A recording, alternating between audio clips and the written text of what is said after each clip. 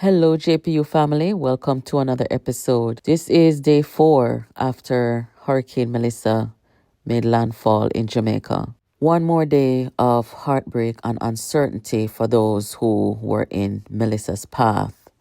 Entire communities are gone, homes flattened, lives changed forever, from St. Elizabeth to Westmoreland and from Manchester to Clarendon. Hurricane Melissa has left behind a trail of destruction that words alone can't describe. But as the sun rises over what was once their homes, thousands of Jamaicans are asking one question: what now? Where will we live? How soon will help come?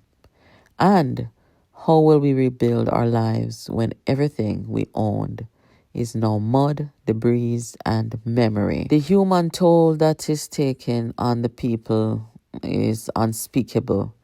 The aftermath of Hurricane Melissa is not just about infrastructure.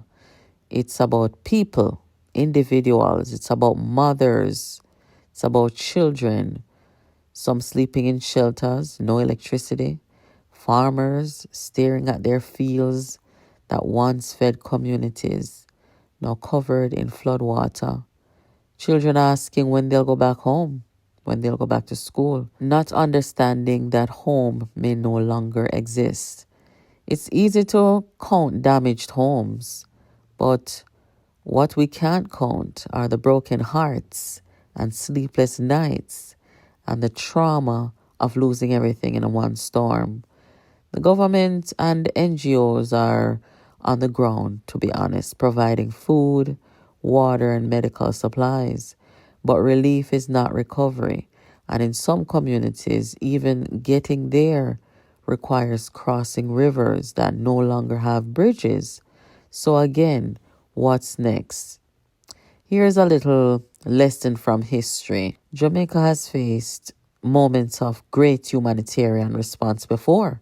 Oh yes, during World War II in 1940, thousands of people from Gibraltar were evacuated from their homeland. Their tiny territory near Spain was turned into a military zone. They had nowhere to go until Jamaica opened its doors. Yes, the British government and the then colony of Jamaica established what was called Gibraltar Camp. Yeah, right there in Mona, St. Andrew. It was built to house about 1,500 people from Gibraltar, mostly women and children and the elderly. Over 100 babies were born there. And as the war intensified, the camp expanded to accommodate Jewish refugees fleeing Europe, Polish and Dutch Jews who had nowhere else to turn. That camp, born from global crisis, became a place of refuge, dignity, and humanity. And when the war ended, it transformed again into the University of the West Indies, a symbol of education, resilience, and Caribbean advancement. In fact, opposition leader Mark Golding, that's how his parents, who were born in England, ended up in Jamaica. His father took a job at UWI. Mark Golding grew up in Mona, okay? So Jamaica already knows what it means to shelter the displaced. We've done it before for strangers from across the world. Modern crisis requires a modern response. So now in 2025, we face a new kind of emergency, one caused by the climate crisis. I think, Hurricane Melissa is a reminder that displacement doesn't just happen in war. It happens when climate change makes home unlivable. St. Elizabeth, once the breadbasket of Jamaica, now has hundreds of families with no place to return to. Westmoreland's coastlines battered, and schools destroyed, and communities isolated. So the question for our leaders in this time: can Jamaica build its own modern version of the Gibraltar Camp? a place not of exile, but of renewal, where displaced Jamaicans can start again? What about ABOUT Camp? I'm sure there are many places across Jamaica where we can create a Gibraltar Camp. In the case of emergency, airdropping food alone will not save lives in the long term. Many areas are still cut off. The basic survival is getting harder by the day. What's needed now is organized evacuation and relocation, a national rescue mission. If whole communities can no longer be safely rebuilt where they were, the government must identify safe zones, higher ground with proper shelter, sanitation, and medical access. These zones can later evolve into permanent housing communities with infrastructure strong enough to face future storms. Jamaica can take inspiration from the Gibraltar model, but modernized.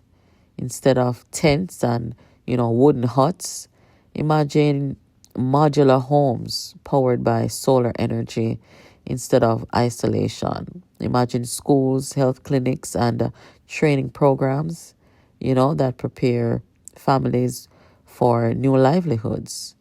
It's not just about where people live, it's about giving them a chance to live again. And Minister Darrell Vaz and other members of government have both said that no Jamaican will be left behind. That promise will now be tested because time is not on our side.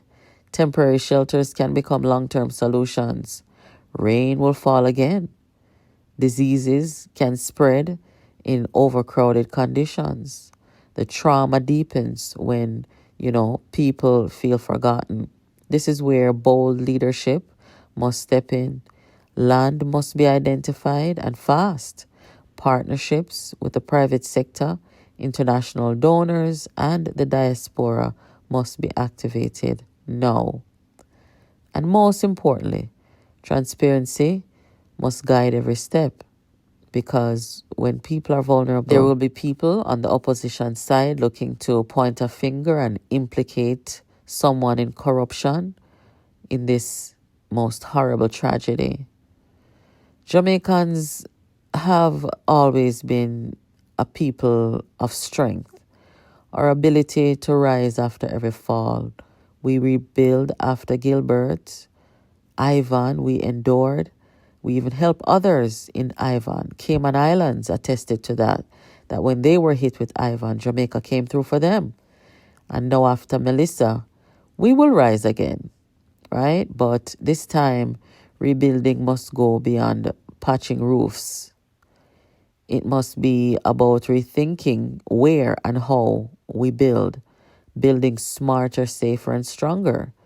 Maybe one day, the same way Yui rose from Gibraltar Camp, a new community can rise from this disaster, one that symbolizes hope, planning, and unity. In 1940, Jamaica gave shelter to strangers from across the ocean. In 2025, Jamaica must give shelter to its own. This is not the time for politics or bureaucracy. This is a moment for compassion and action.